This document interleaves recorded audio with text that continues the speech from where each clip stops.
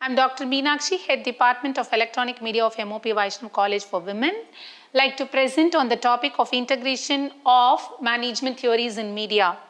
We all know management is a regular practice is followed by all sort of commercial and non-commercial organizations. And we have three different types of sectors, which is called as a primary sector, which is primarily agriculture in our country, and secondary sector, mostly it is an industrial sectors by nature.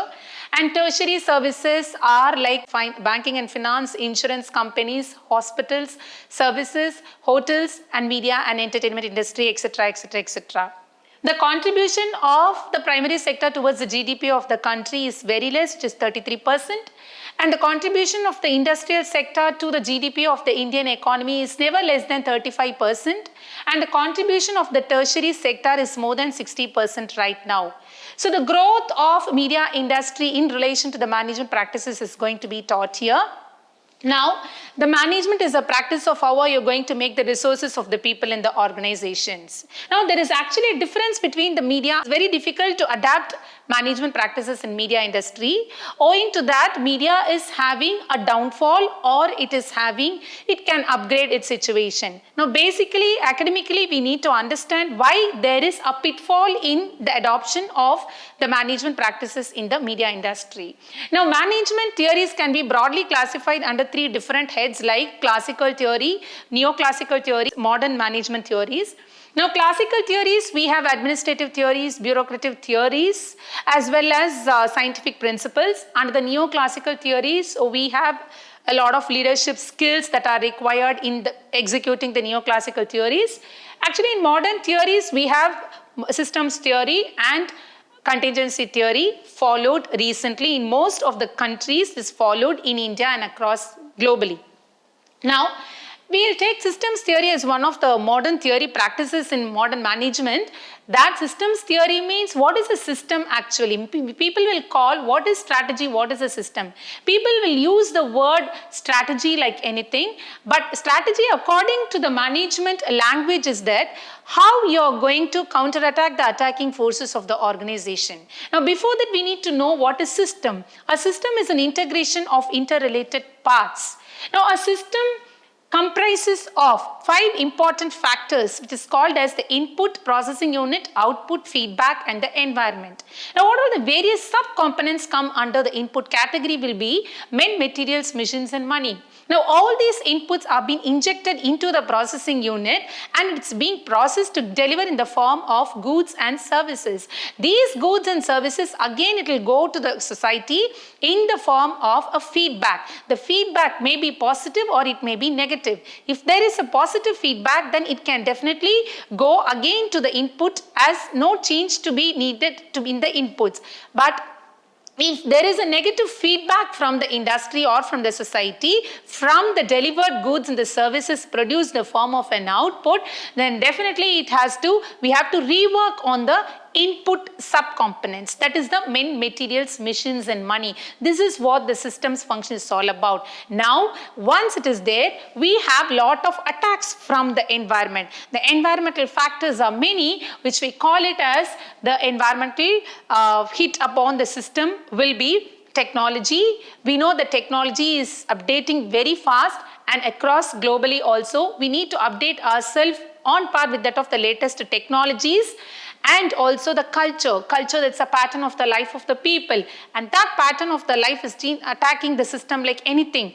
Then the trade pattern, the legislations, judgments that's been passed, and the politics and the economy and the consumer psychology, they are all hitting our system like anything, which affects the process of the system. So, when the attack is coming, the system has to balance itself to counterattack the environmental attacks of the organization. So, that's how the system has to rebalance itself. So, strategy is nothing but when there are lot of attacks from the environment, it is going to be a threat to the system. And the system with the able input subcomponents and the adoption of the processing system with technologies, with the latest technologies and manpower, it has to deliver the right products and goods which is going to be beneficial for the society. So what measures the system is going to take to counterattack the attacking forces into the system is called as strategy. This is what actually under the management language the strategy is all about. Now, how this particular system is going to affect the media industry as such. Media is, we are going to use that as an equipment to deliver information, to deliver entertainment, and also to deliver the educational content. So the major functions of mass media is information, education, entertainment. Edutainment is the most important factor that is just coming up nowadays, where a combination of education and entertainment is being used to attract the audience of the media. Now, media industry's information, education and entertainment has to be delivered like this. Now, why media industry? What is the difference actually between the media industry and the manufacturing industry? Why media industry is not able to take all the principles of the management theories of Fayol's or Weber's or Taylor's? Because there are lots of reasons for not believing in that they have to take the media industries. Now, if media industry is going to incorporate or practice the regular lessons and the pattern of running the organizations from the classical theorist, from the neoclassical theorist, incorporate that into the new concept of the systems theory and contingency theory, I think media industry also will be very stable and can produce regular income for the benefits of the employees as working in the media organizations and also for the benefits of the public at large. Now, what is the difference between the media and manufacturing industry? The total cost is equal to the fixed and the variable cost. That is a universal concept of the total cost. The total cost, fixed cost and the variable cost. The fixed cost is the regular cost, which is the land, building, machinery and all these things which have to be present in any of the organizations irrespective of the media industry as well as the manufacturing industry. Now, the total variable cost that is involved in producing an extra unit of the media goods and services is very less or it is marginally zero. For example, a film which had already been produced 25 years back, a Rajinikanth movie which had been produced 25 years back, now on January 1st, 2023, if it is going to be broadcasted, the channel is paying 6 crores to Rajinikanth because he had already got a copyright. Now, for this media industry and manufacturing industry, if I want to produce an extra bicycle or an extra car from the manufacturing industry, I need to spend some amount as a variable cost for the production of one physical good, that is manufacturing industry.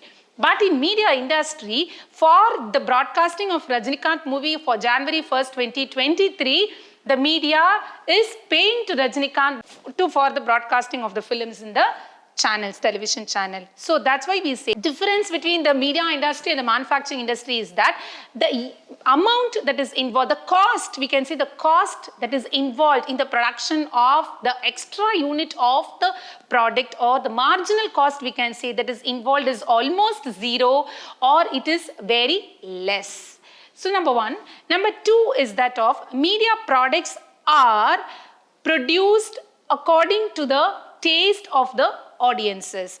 Whatever the audience is saying, it can be customized. Now also the manufacturing companies are also, they are just going and asking the people needs and then, but still it is done way in advance. But in media products, according to the nature of the people or the public, the products can be produced. For example, if movies need to be produced, humor movies are being liked by majority of the share of the population. For example, 80% of the people like only humor movies, means the director can direct themselves the production of the humor movies. So it is made according to the taste of the consumers, for public as such or the audience. We can use the word audience.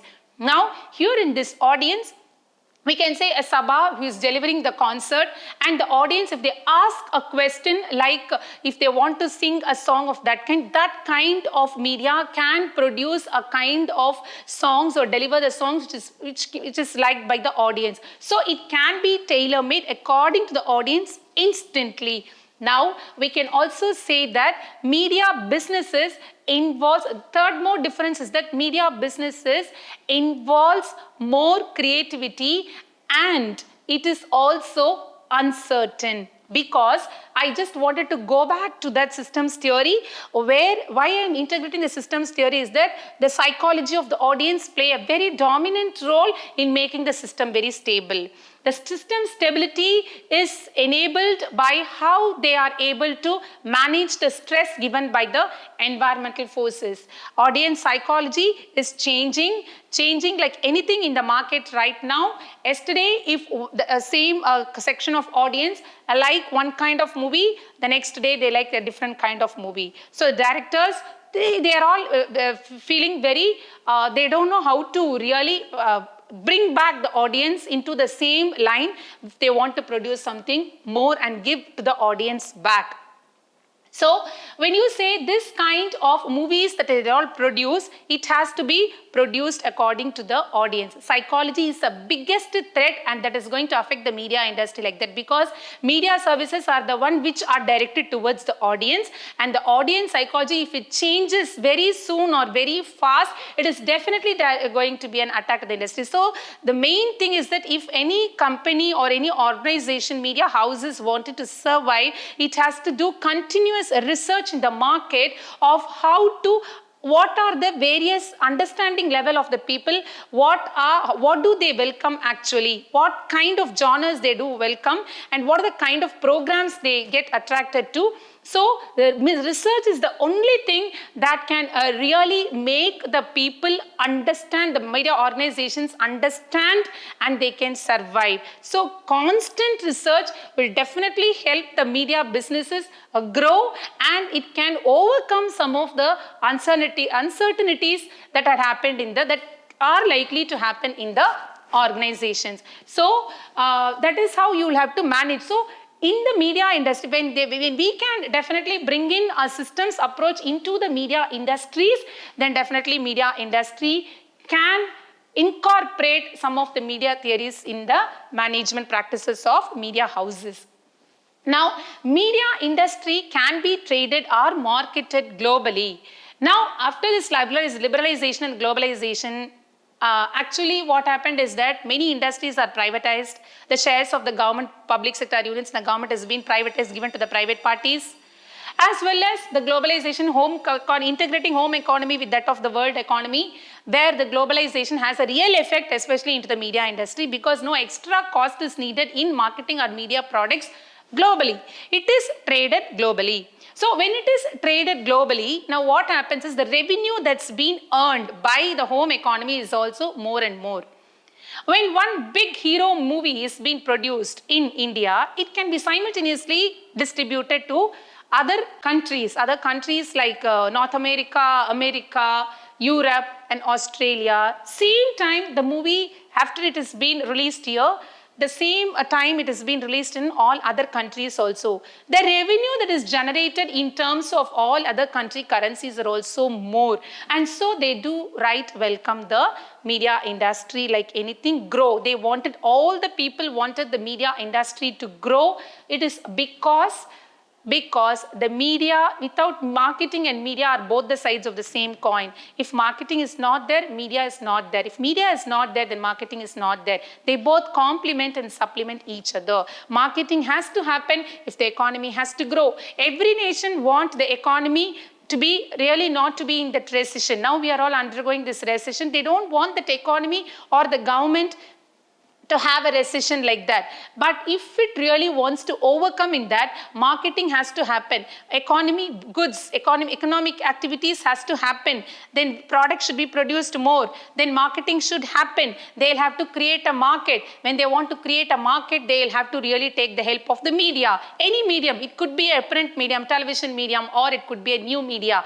But the only thing is that the manufacturers, they need media to find market for the products. Unless and until media industry practices management theories into the process of these organizations, then media industry cannot see some of the expected growth that is to be done for the welfare of the public and the government in general. Thank you.